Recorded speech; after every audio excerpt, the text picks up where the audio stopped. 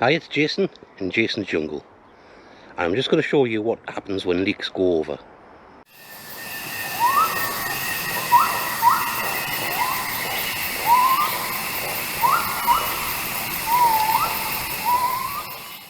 As you can see, these leeks have gone over.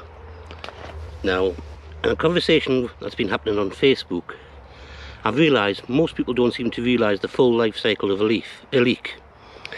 Yeah, it's probably obvious why not, because you plant them, you grow them, you harvest them, you eat them. Any stragglers, you might eat the flower stalks, but the rest of them you end up throwing on the compost. So I'm just going to show you what happens when you let a leek go over. I'll do it down here in the corner. So you've got a leek.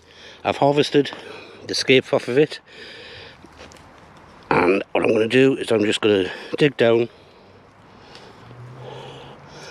and pull it up.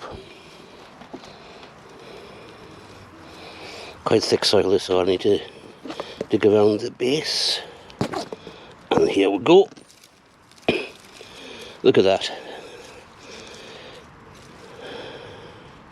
You can see this has formed a bulb. In fact, you can see that the bulb is split into two. So next year, or next season, this will die down, and then this will form two new plants. So those will go back as two leeks. So this is a variety called elephant, not to be confused with elephant garlic. But it's a regular seed. You buy them all over the place. And just normal annual leek. But even normal annual leeks will come back.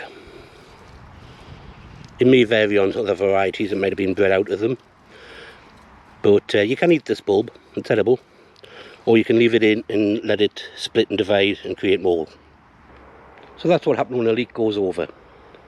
If you found this interesting, click like, subscribe to the channel, leave a comment below, and I'll see you on the next video.